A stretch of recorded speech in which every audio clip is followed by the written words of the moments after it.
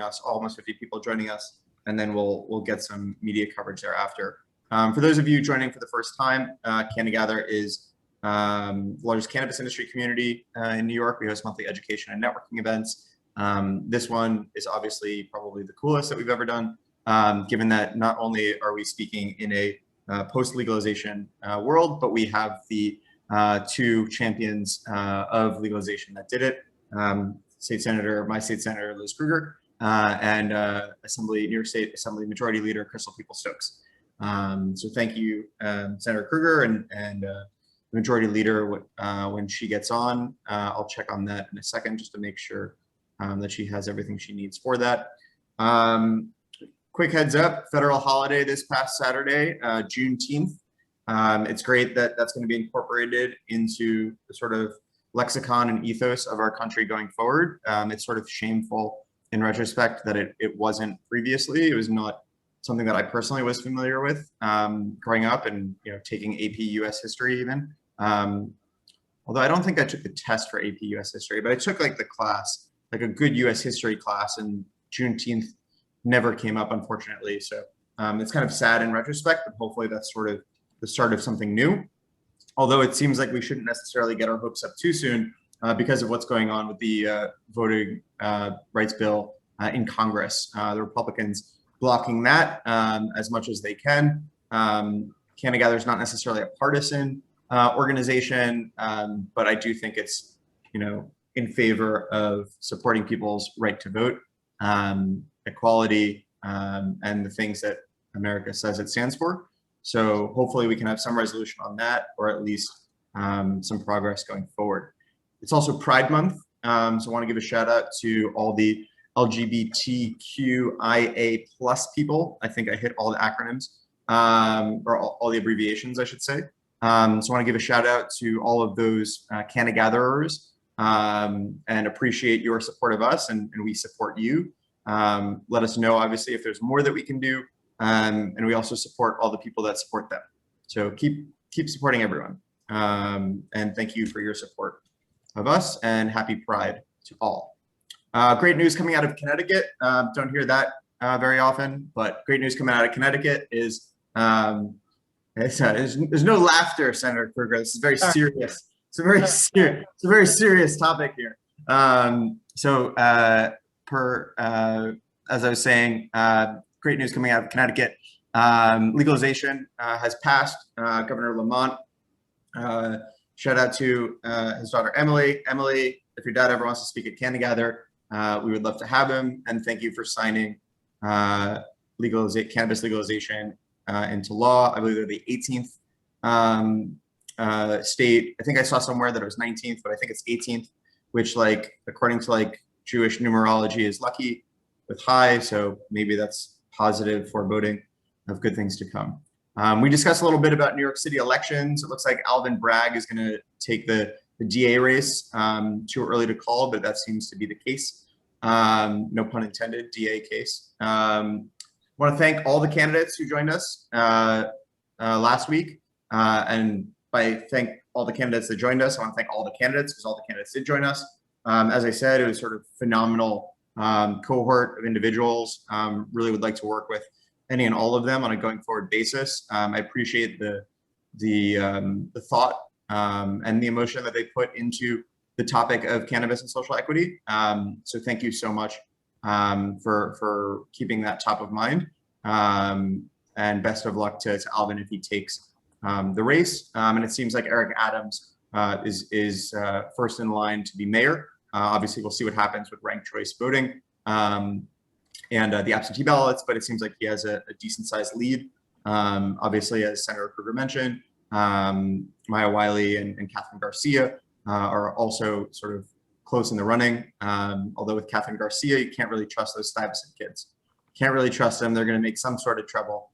That one was a joke. That one was a joke. I went to Stuyvesant in case that wasn't clear. Catherine Garcia, fellow Stuyvesant alum.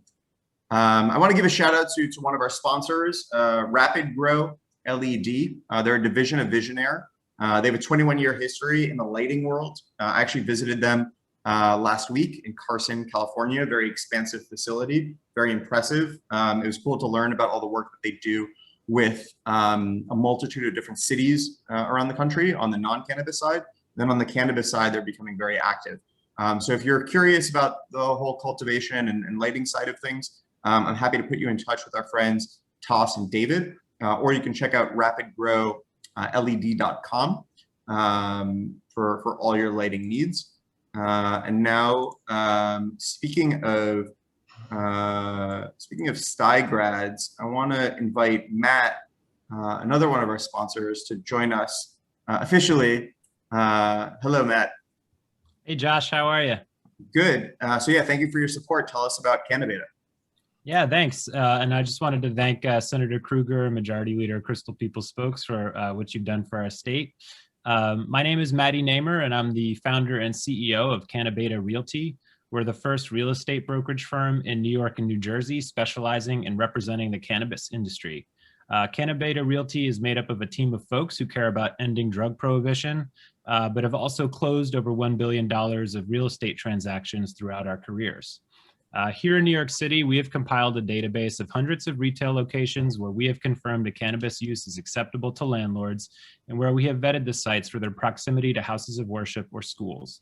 In addition, we help our clients monetize spaces during pre-licensing with short-term rentals, conduct proprietary cannabis retail research, and best of all, we donate 10% of profits back to communities harmed by the war on drugs.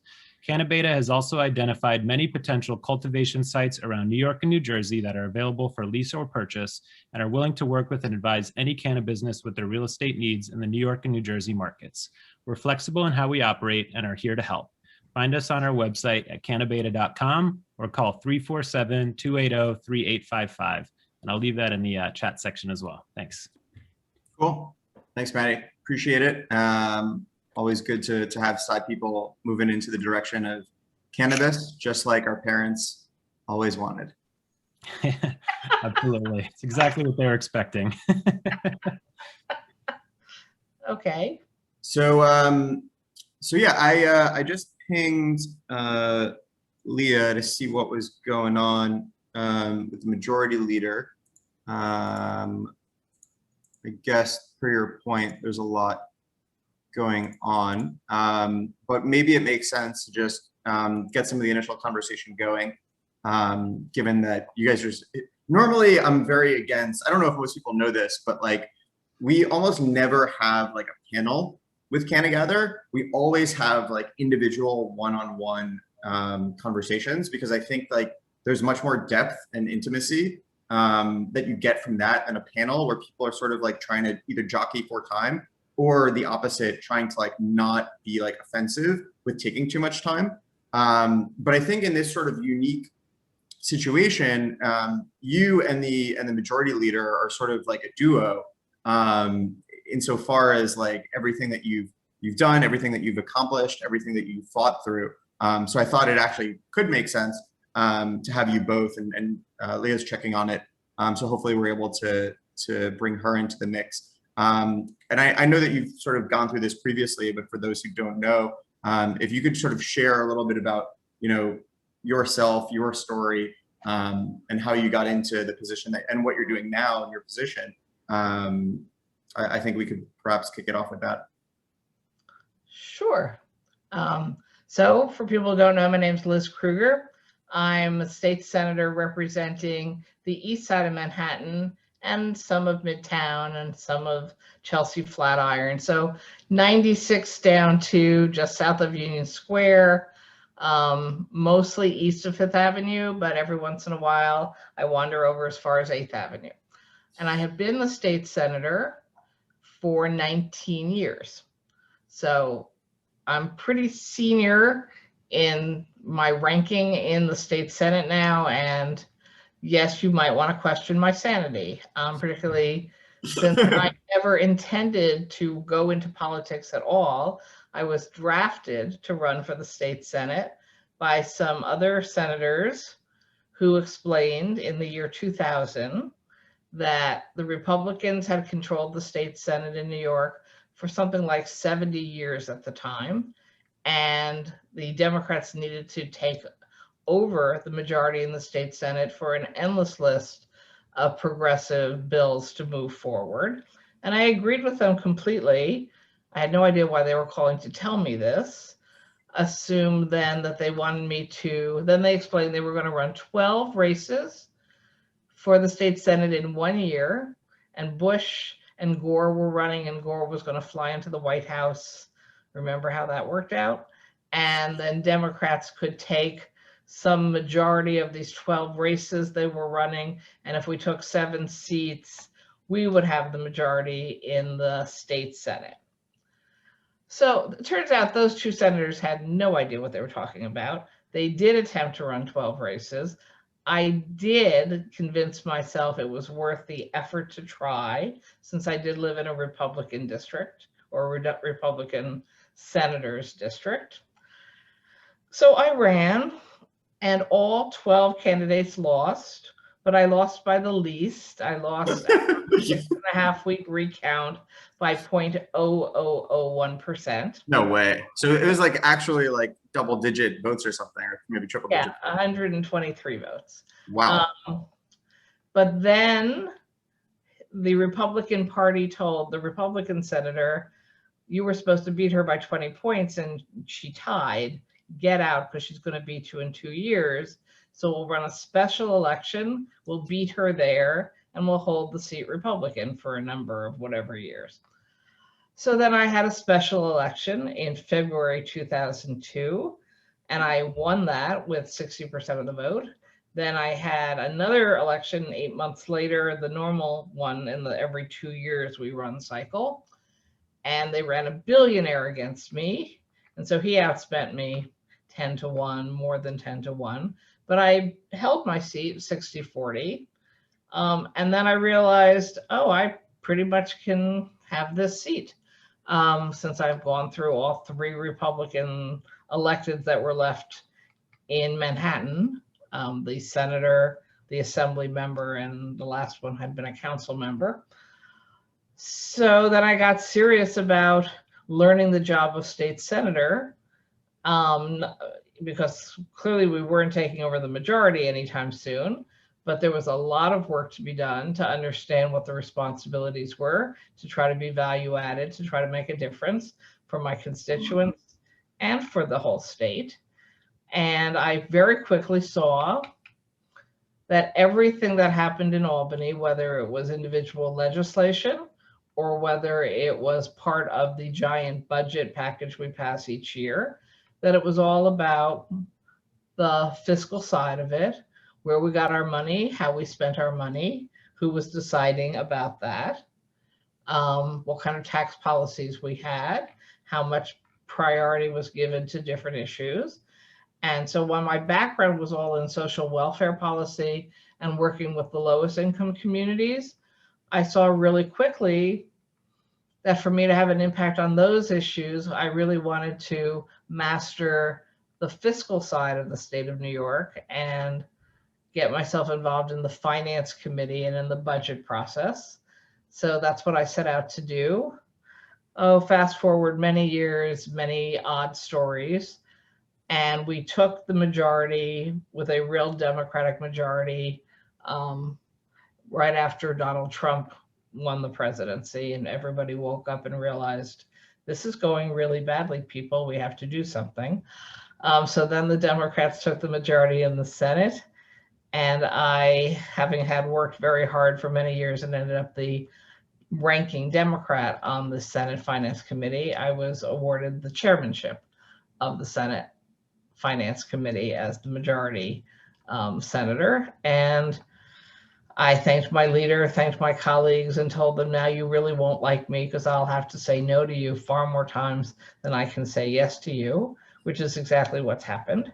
So if you really want to be the chair of the finance committee in any government, just know it's not really good for making friends.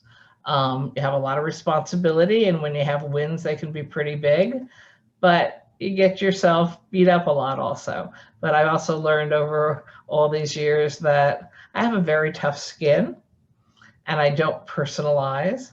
And I believe that my job is to represent all 20 million New Yorkers to the best of my abilities, not just the people in my district, even though I think I have like the best district and every legislator thinks they have the best district. but come on, I mean, look at where my district is. I do have the best district. And I got involved in cannabis starting, oh my God, about 7 years ago, or in the legislative side of it, when I was looking at some data that reflected how many people of color were being arrested for low-level cannabis crimes year in, year out, that the numbers had been skyrocketing during the Bloomberg era as mayor of New York City. And it was appalling to me that in the 21st century, in the city of New York, we were busting 50,000 kids a year, basically all black and brown, basically all 16 to 24, for having some small quantity of marijuana in their back pockets that they were asked to empty out during a stop and frisk, or in their backpack. And that nobody was saying what the hell's going on, or not enough people were saying what the hell's going on. And so then I looked at the data statewide, and it was true in Buffalo and Syracuse and Rochester and Albany. Basically, wherever in New York State you had black and brown young people, you were arresting them for low-level use of marijuana, even though my district, which happens to be the wealthiest district in the state of New York and disproportionately not of color, I knew that the young people in my district were using cannabis at basically the exact same rate as anybody else's young people, but nobody was getting arrested in my district, even though it's within the city of New York, where 50,000 kids were being busted every year.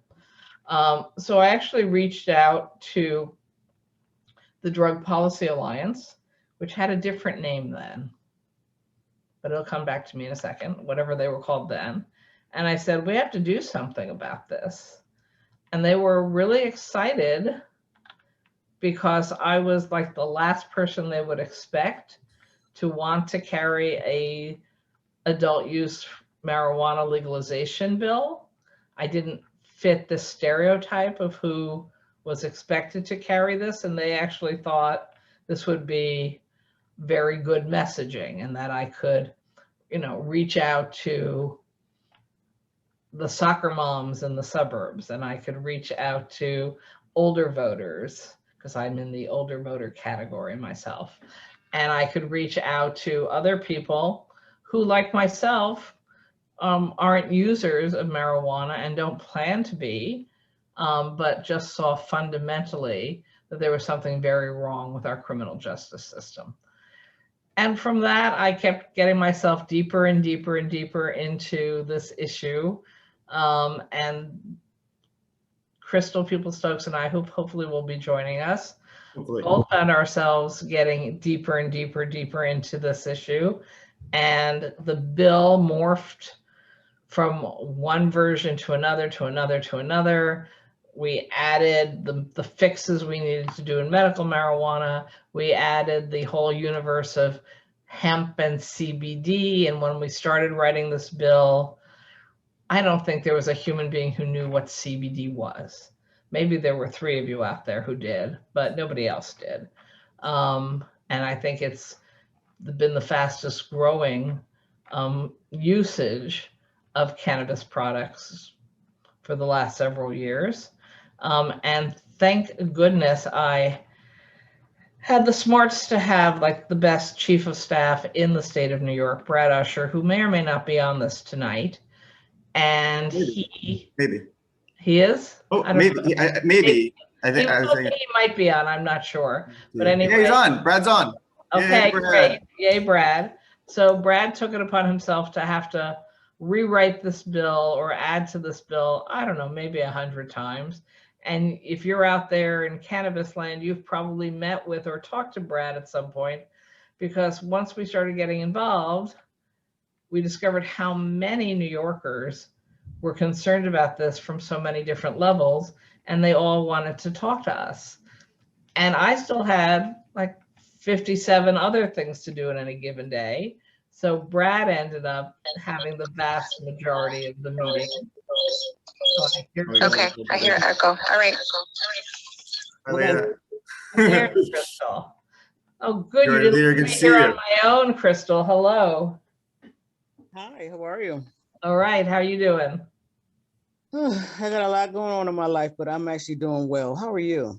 I'm okay. Yes, I said there's a lot of things going on since election night in Buffalo. So Well, that doesn't even, my life doesn't even include election night, by the way. okay, fine. But, you know, Just yeah, life. Just life. just life, yeah. So I was just giving a little update of how we started along this path that I don't think either of us imagined would take up so much of our lives for 7 years. And that the bill just kept morphing and expanding and growing to include, medical and to include CBD and hemp. And then really I was just got to the part where I was going to talk about heavy focus on ensuring that there was going to be a social justice equity component that wasn't just talk, but was real. And that as we were moving forward, we would see states who would say that, but then they never did it in their actual programs. And, Crystal has been crystal clear about this from the very first meeting. That's a very good slogan.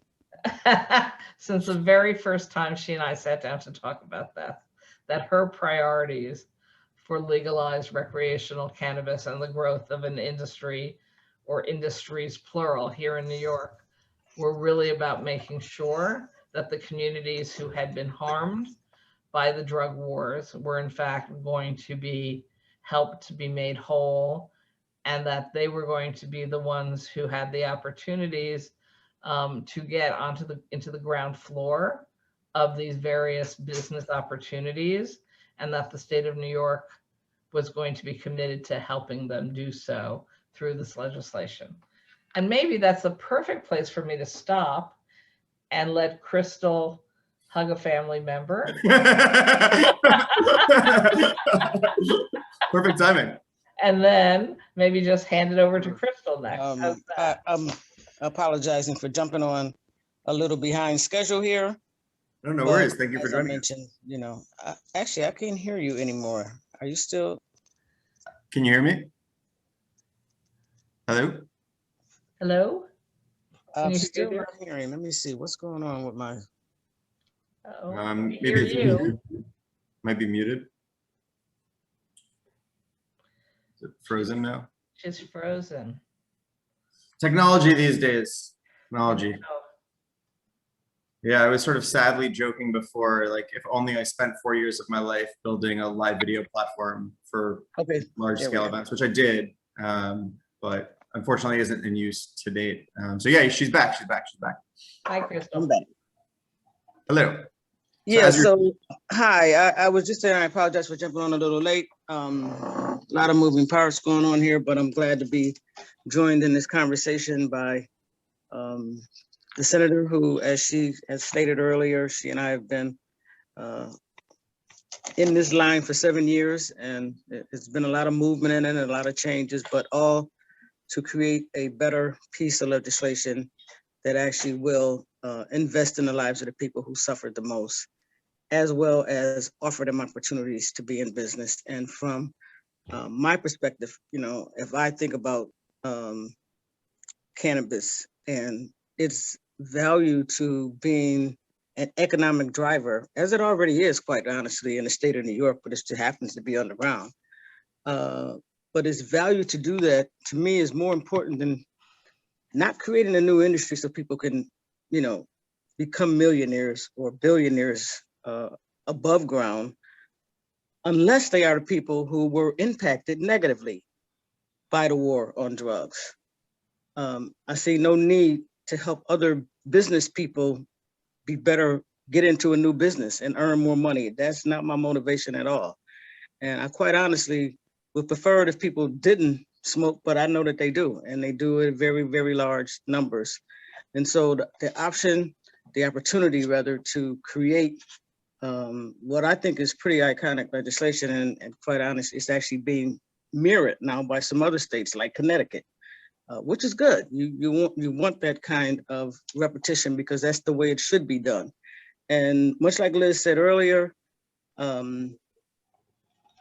other states, they talked about it while they were crafting their legislation, but they didn't put it in the statute that makes it a requirement that it has to happen. So it's more than just talk. There has to be action that comes with it.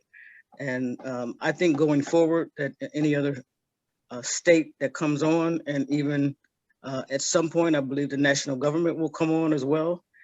They should come from that perspective, that this has to be about both economic justice and social justice for the people who suffered under mass incarceration. So I'm excited about its potential. I think we're headed in the right direction. I would love it if we can, get some closure on, getting those Senate approvals done. We'll make recommendation first, and then Senate approvals done for those two positions that have to be confirmed by the Senate, so that we can move on with putting the rest of the board in place, and we can move forward with putting regulation in place, because people are ready. People are hungry for this to happen. There are a number of people who are organizing themselves across the state. I know we have in Buffalo, at least for the last 5 years, we've been doing Cannabis 101, 102, 103, 104.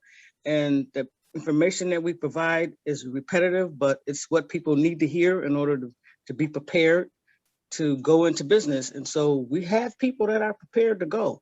But what we don't have is a licensing and a regulation structure in place yet. And so that is our next step. And I'd imagine that, my colleague, Senator Krueger, can probably speak more to when the likelihood of that happens.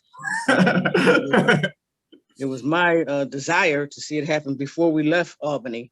But, just because I wanted it to happen doesn't mean it did. But I'm hopeful that we're, closer to that point, because I think once we get there, then we can be, move forward with putting the meat in place. How is it going to look? How is the regulation going to look? How are people, what is going to be the application cost? What are the processes that they're going to have to go through? All of those things we need to figure out. I think we have time, in my estimation, for the advisory board to determine how the 40% of those taxable resources will be invested into communities, into the lives of people who suffered. So I don't think that's as immediate as I think that the regulatory process needs to be established. And so I'm looking forward to that happen, and I'm available to be supportive of making sure that it happens with some quickness. Amazing, Well, thank you. actually, Crystal, I did get a call from the executive chamber today to assure me that they were going to start moving this, and that they wanted to be hand in hand with you and I and make us happy. So, so let's see whether That's we hear exciting. something in the next day or two, because I think we might. Oh, that's Because awesome. That's awesome. Thank you. That's the best news I heard all day. So, I think this is actually legitimately the first time in the 7 years of CannaGather that we're actually breaking news, which is pretty sweet. So you think like within the next 2 days we'll get a chair like locked in, or at least recommended for the Senate? they still would have to be nominated to the Senate and then confirmed. So the chair of the board is nominated by the governor and confirmed by the Senate, and the executive director is nominated by the governor and confirmed by the Senate. So no, the Senate won't be confirming in the next 2 days, because that's not really how that works. But I do think that they have heard Crystal and I clearly, and many advocates and many others in government, saying that we need the right people to be picked for these positions, because this is the beginning of creating a whole new large agency. So it's not just, they need the skill sets, the people involved to do this, but they also need to understand what the commitment of this legislation is. And that it's not, look, truthfully, one of the reasons that many states have gone down the road of just saying, oh, okay, Big Pharma, you say you can do it all. We'll just divide it up among you people. Or it's because it makes it easier for the states. They don't have to do any of the work and they can just wait for the revenue to come in. But that's not what Crystal and I and the very large advocacy community in this state were talking about. That was never what we were talking about. It wasn't making some large corporations a whole lot of money to then make faster revenue, tax revenue to us. It was about doing this right, the way Crystal laid it out. So it does need to have the right people at the helm of the agency, drawing up the proposed regulations, walking through the kind of commitment and investment the state is going to need through technical assistance and the economic development universe to support startup companies and entrepreneurs. And, I think Crystal and I have both heard from a number of colleges who say, we want to start programs to train people That's to awesome. work in this industry. Amazing. Yeah. So I know I have. So I think I heard that somebody upstate was also talking about that, Crystal. I think one of the community colleges. That's correct. And in fact, the community college has been talking about that for the last 2 years. Yeah. And I know that some advocates are in communication with historically Black colleges and universities about building a curriculum around how to get, to do business in this industry. And by the way, I think this is an important point to make, is that every piece of this industry will not require a state license. And so it is important that, the education piece gets attached to it so that people understand that, that perhaps you don't have to even wait until there's regulations and licensing in place. It may be something you could be doing now in this realm that would, you could build a business on. And so, yeah, I think there are a number of colleges that are interested, and I believe there will be more. In fact, the Cancer Institute in my district is already working on, researching, because it's not like they haven't already been using the cannabis plant in a way for some of their patients who perhaps, have issues with not being able to eat as a result of the treatment that they receive. And so they have, in a way, already been dabbling in this area, and now they're going to go deeper into that research. But Senator Krueger and I's legislation actually calls for additional research, because we have no idea what the capacity of this plan is, both as a wellness piece around the cannabis plant or the industrial piece around the hemp plant, because we haven't done the proper research, because we've just criminalized the plant instead of using it or figuring out how it can be beneficial to us as a people and as a nation and to our economy. And so, yeah, there are higher ed institutions engaging, and I'm very pleased with that. Me too. And it is true that we're so afraid of this vegetable, cannabis, that we haven't let medical researchers really do the kind of research here at home that they're doing all over the world. So we put some funding in to make sure that there is a cannabis research institute looking at, starting out by looking at the research coming out of countries like Canada and England and Germany and Israel that are doing some amazing work with medical cannabis. And I know that Crystal and I both share this view.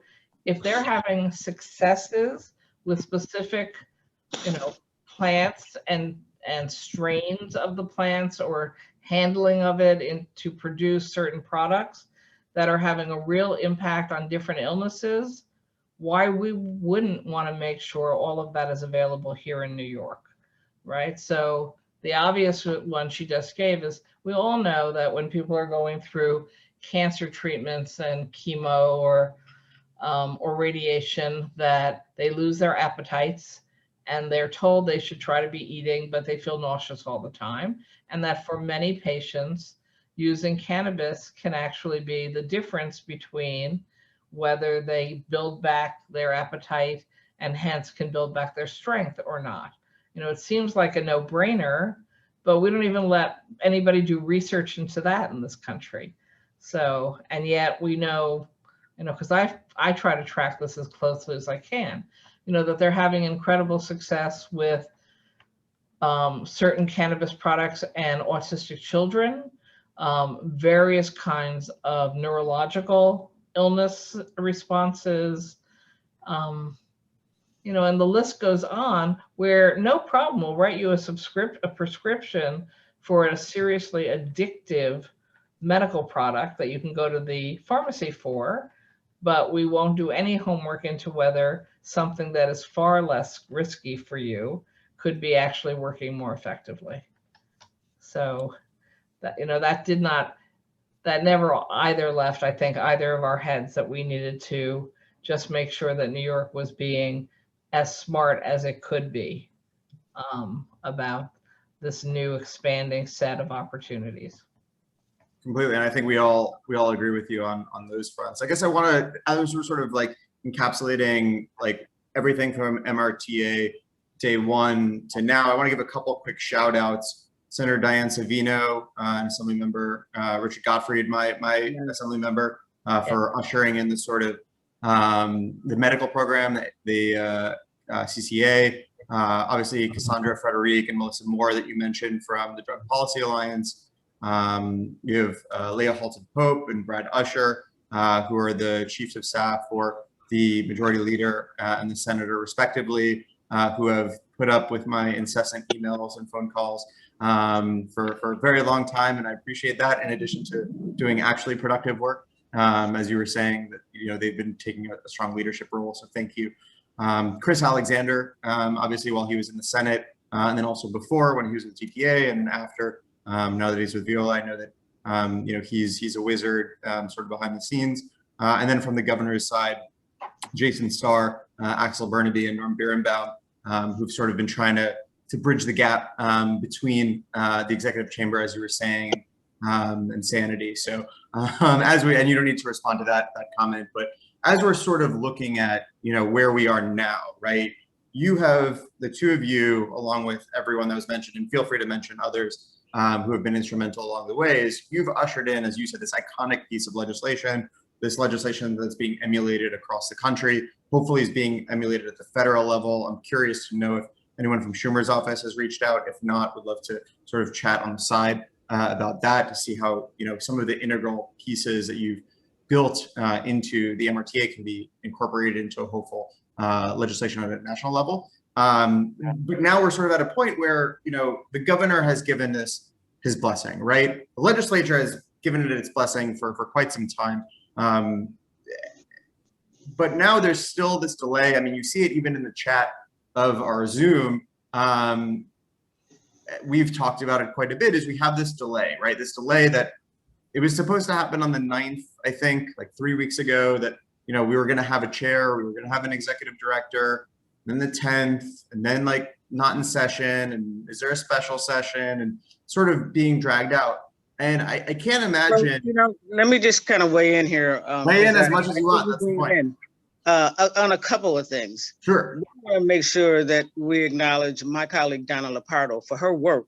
Donna Lopardo, thank you so much. Yes. Legislation.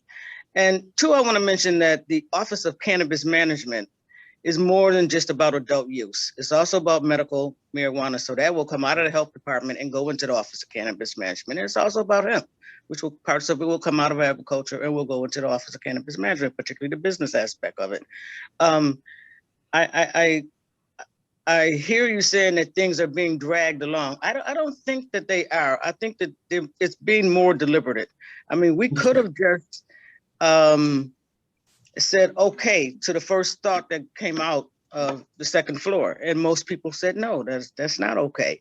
Mm-hmm. And sometimes you have to have these conversations in order to get it right. It would be really bad for us to get this far, have the legislation passed, have it signed, have everybody all excited about it, and then we get the wrong people in place who cannot implement, or will have to cause us to go backwards and find other people to replace them in order to get it done right. Because that's what will happen. If the people who are there don't get it done right, that's why the legislature is at the table. That's why we have appointments to the board on all angles of it. So, and this is like the first time, I think, that there's been an agency created, a new agency by the state created, that doesn't have the legislative just providing oversight, but has the legislature at the table. And so it's critically important that this not be pushed along to, help people feel better that we're getting it right. But it's taking the time that we need to make sure that we get it right, so that we don't get 6 months in and realize, oh my God, this guy is not right. This lady is not right. We got to move them out and get somebody else. Let us get the right people first. Now, I just heard the senator say that, there's a call from the second floor that this is coming to her soon. And the process that she and the leader of the Senate will have to go through is looking at who it is that they refer and establishing a method for them to reconvene and make the call on that. So I'm just going to ask people to have the kind of patience that you had to wait for 7 years for us to get the legislation right. I'm not asking for 7 years, but I am asking for a little bit more time for us to get the deliberations right, to make sure that we're not making mistakes here and have to go backwards later. And I appreciate you weighing in, because the nature of the question wasn't necessarily in that direction, because I personally had very minimal visibility into sort of the ongoings and the deliberations of the process for picking the person. So it's helpful to know that the reason why it's taking longer is because it's a more methodical, thoughtful approach. My concern, and what I was going to ask with the question was, is this an action from an action of inaction from the governor's office to try to delay things and push things out? And as a result, is it something that we need to be mindful of as advocates to try to continue the push? But it sounds like you're saying that's not really the issue at hand. Well, from my perspective, now I can't get inside the governor's head, but I can tell you that if you could. I can tell you that he is eager, much like any executive would be, to have access to this amount of revenue streaming into their budget. Okay, so I don't see him holding this up because that's great news. He doesn't want to have access to the resources, and I don't see the Senate holding it up because they don't want to have access to the resources, or they don't want to see the opportunities for us to implement this iconic legislation that we've passed here. I think it's hold it up. Process. We don't want to hold it up, Crystal. You know that. I know that. I was saying before you joined that CannaGather, I know this is your first one. We never have like multiple people speaking at one time. It's always like a one-on-one conversation. But I think because you two are such like a duo, it's perfect. And I love that. They tried to tear us apart. They tried to this relationship for 7 years. We've been in this relationship. We cannot be separated on this one. Yeah, I mean, I can only say that I was an observer on the side for maybe 3 years of that. And kudos to you for being able to have that patience. Because to be clear, I didn't have the patience that you were just requesting. Somehow you had the patience, but I just didn't really have a choice in the matter. So kudos to you, both of you, for your patience and your leadership. Well, honestly, we probably could have had this passed a little earlier. We could have. One of my favorite quotes of yours was from about 2 years ago. I don't know if you remember this. I think it was New York 1, but it was like right as session was coming to an end. And you said something to the effect of like, we know that the governor has an opinion on how this should be done, but like, we don't need him. Like, we can do this ourselves with the support of the Senate and the legislature. And I was like, she's the one. She can do it. She's the perfect person. So. Well, we had to have those social justice and economic justice pieces in there, and that wasn't his original priority, but he finally got to where we are, and here we are today. So we're moving forward. Exactly. And I sort of wanted to touch on that, and I think the senator sort of brought this up, is that social equity hasn't been executed well anywhere. And I think that in defense of some of the states, it wasn't necessarily because they didn't want to do it. I think it's, in addition to needing it to be very intentional and institutionalized, it's also very difficult. So I guess my question for the both of you is, how can we make sure, as we're getting this off the ground, as we're getting this started, how do we make sure that social equity is not just something that is done intentionally, but also successfully? Well, I certainly would ask that anyone who's listening, and you have a lot of people that you talk to, if they have models that they think can be successful, or they've seen be successful somewhere else in the country, we want to know about those. We are trying to collect up almost, case studies of what worked in various places. So I know that, I've spent some time chatting with people who are very gung-ho about cooperative models for starting up businesses in the cannabis field, and the recognition that sometimes you need to join forces together to actually build the sort of size and sort of space you would need to get going. I know that there are, and I don't know whether it will work or it won't work, whether it's something that would be approved or not, but I know that in a couple of towns in New York, there are people talking about jointly purchasing old prisons and turning it into cannabis farming that could be done by multiple small farmers, and that they could even bring production into the same sites with a focus on people of color being the owners, almost the way we sometimes call models incubator facilities. So like, I'm familiar in the food world where there are a number of successful incubators in New York City where it's primarily women of color who are actually good chefs, but that cannot produce food in their apartment kitchens of the volume that could ever really allow them to get their businesses started. But if they have space in an incubator kitchen, I don't know if you have these up there in Buffalo, Crystal. We do. In an They're called shared kitchens.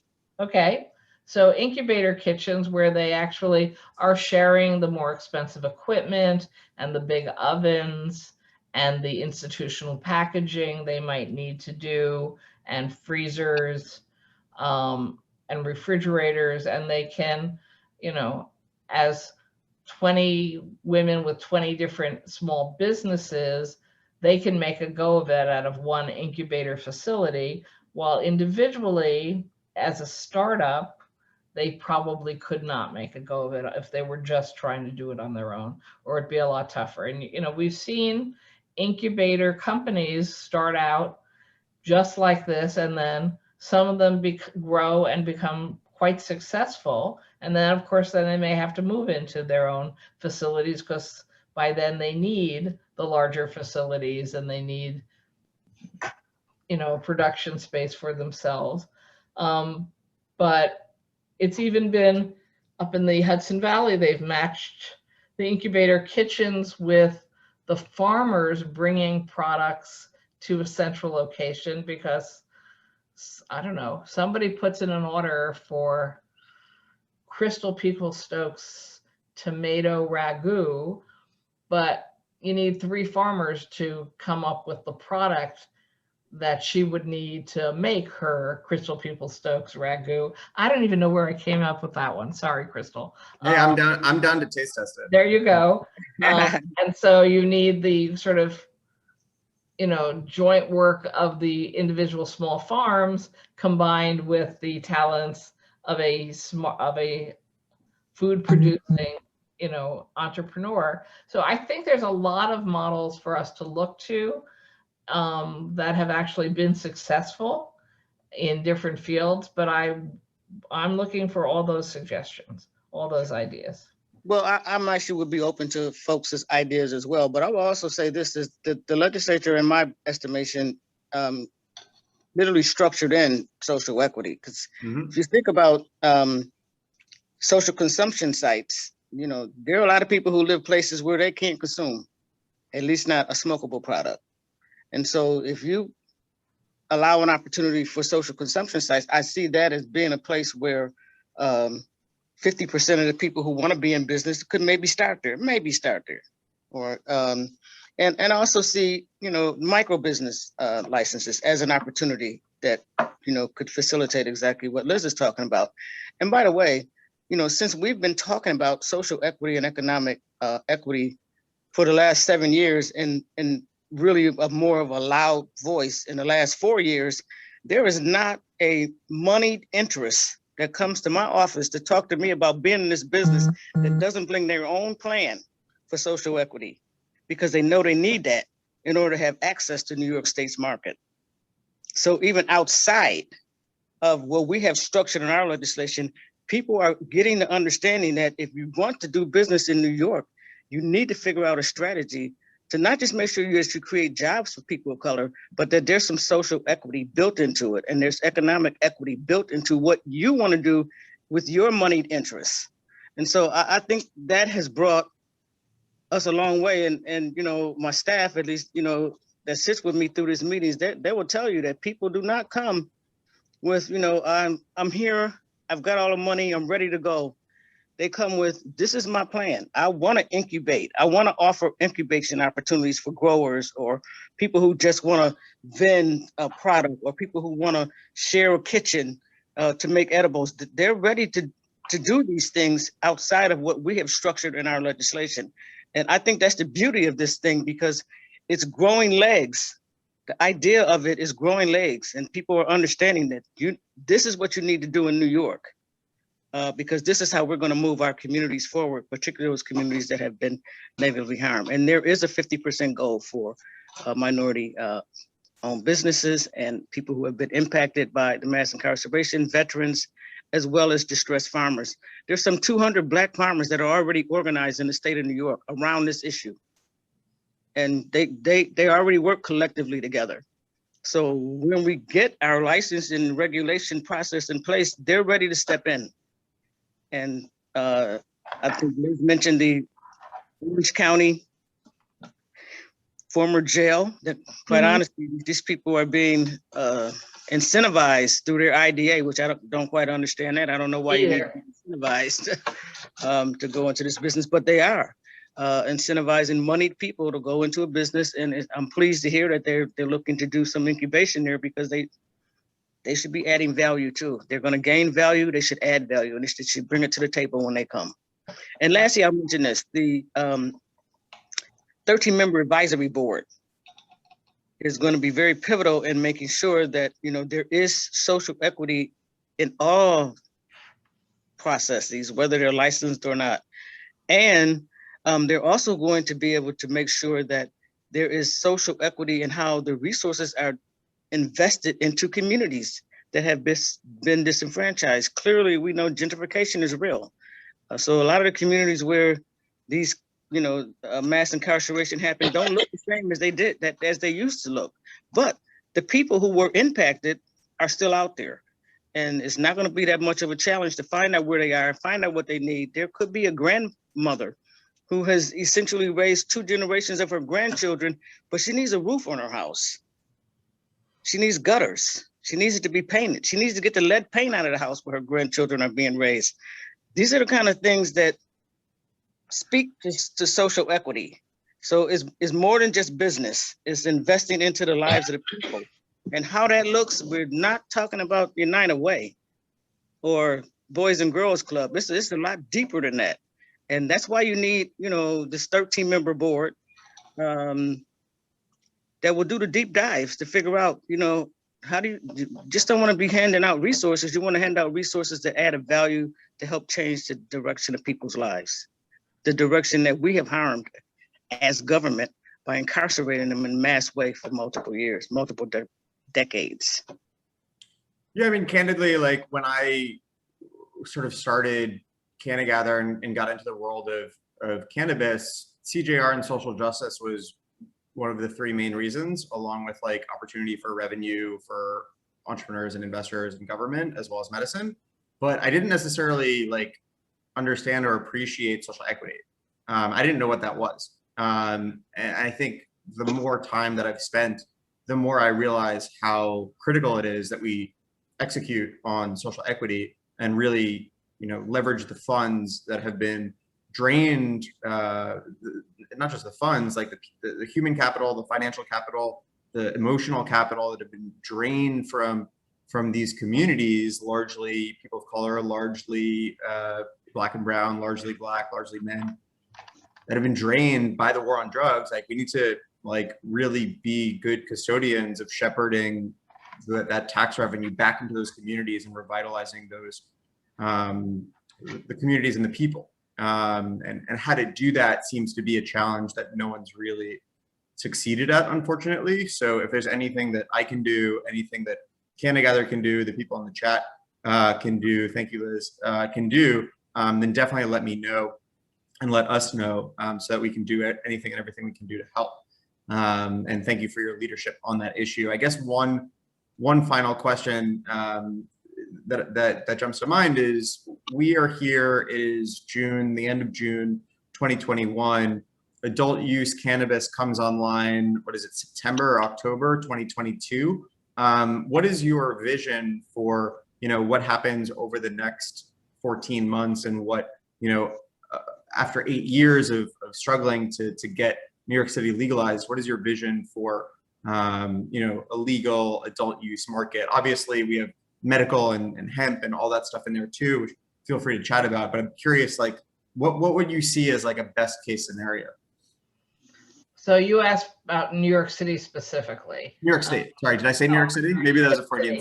Okay, because I think it will be. I apologize, Majority Leader. I know us city people are very sort of self-centered, and we are, but I'm definitely thinking about the whole of New York State, upstate, Buffalo. We have a couple people from Buffalo. Congrats on the new mayor. That's exciting. So all of New York State, not just New York City. I apologize if I misspoke. All of New York State. Okay, so I think one of the things we'll see is that different regions of the state will have very different answers for that.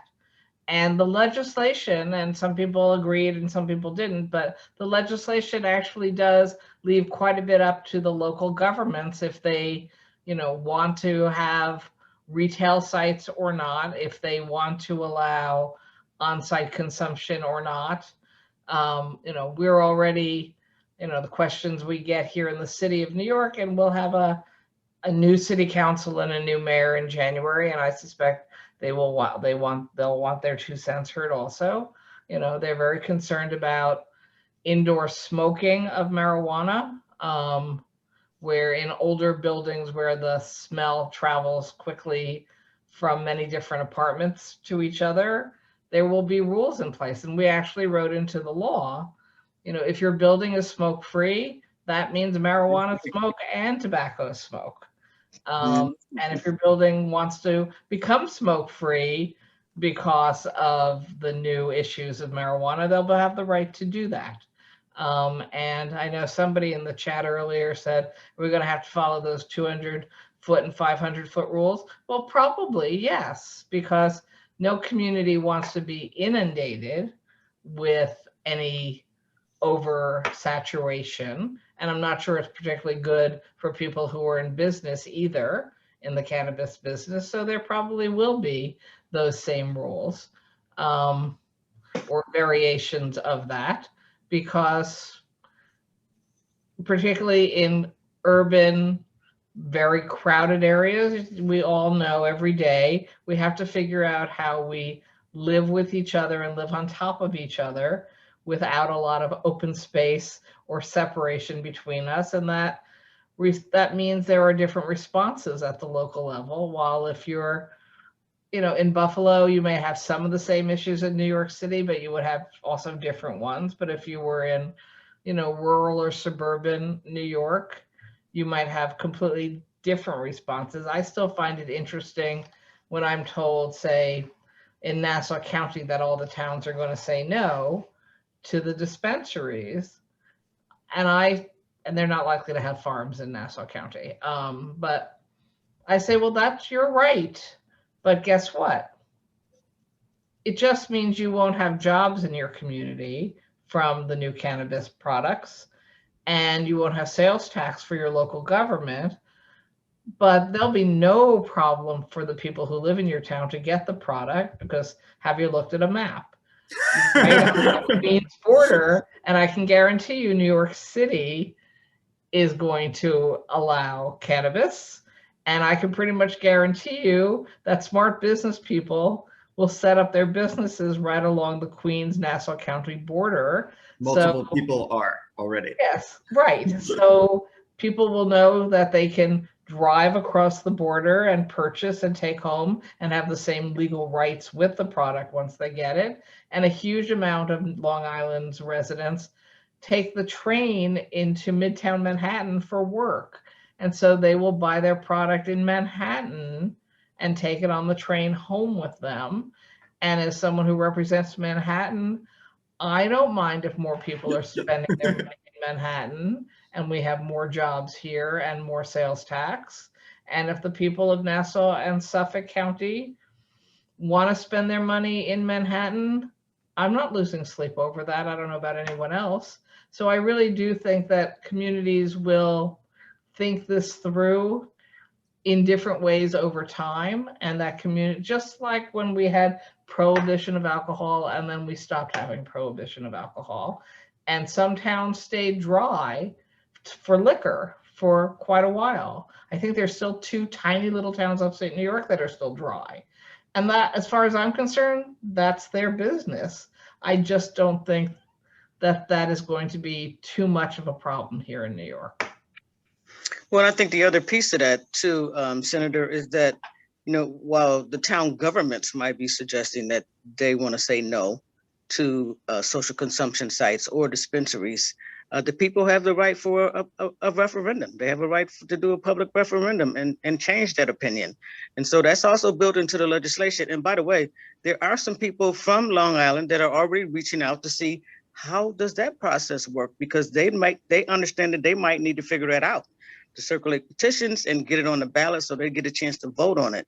Because I think, the 60% of Americans who support legalization, it's probably not that different in Long Island, even though the local governments may not feel that way. So it is going to be a local decision, as it should be. And no one's going to be mad if they say no, but no one's also going to be mad at the citizens if they say yes, and they do what it takes to get it on the ballot to change that opinion. And I think that that's a real possibility in some places. I quite honestly, know that the city of Buffalo has already said, well, we're in. Rochester has already said we're in. Now, clearly they may have some different executives by the time that things get ready for licensing, but I don't think that that's going to change the opinion of what these governments have already decided. Secondly, I would say this, I anticipate that home grow will start. If you have a medical license, home grow will start, I think, in July or August. You can literally home grow 6 plants, 3 immature and 3 mature plants. If you have a medical license, you can do that already. However, you won't be able to do home grow until there is a licensing process in place for simple adult use, but that is included in the legislation. So at some point, people will be able to grow their own plants at home. And, lastly, I'll say this, we have watched what everyone has done across the nation with this issue for quite a long time. And honestly, I don't think it's going to take us 18 months to 2 years to come up with regulations. I'm saying it won't take us, as if I'm going to be on the board. I won't be, but the speaker does have an appointment there. I think New York, because we're New Yorkers, and because we have been mindful of how things have gone in other states, and we know the iconic intent of our legislation has to be about social equity, economic equity, that we're going to be able to come up with what this regulatory process looks like in a much faster time frame. It's another reason to be so deliberate on who the chair of the board is and who the executive director is. Well, I just want to thank both of you. You've already put like 7 years into this thing, so I don't want to keep you for more than an hour tonight. On behalf of everyone who's watching now and will watch the replay, I want to give you like a big round of applause. I want to do like, how do I do like is there like an emoji in this? I thought there's a clap emoji. Oh my God, I can only raise my hand. Okay, well, I'm raising my hand and that's like the clapping. So thank you so much. It's been an honor to get to know both of you over the past couple of years. And I just really appreciate the intelligence and the wisdom that both of you bring as leaders on this issue, because it's so difficult, thorny, and the process itself has been difficult and thorny and long. So as someone who, as I said, has only experienced it for less than half of the time and has sort of had their head explode multiple times already, thank you so much for everything that you've done for the people of New York. And then, as you alluded to, your work is going to carry over to other jurisdictions as well. So thank you.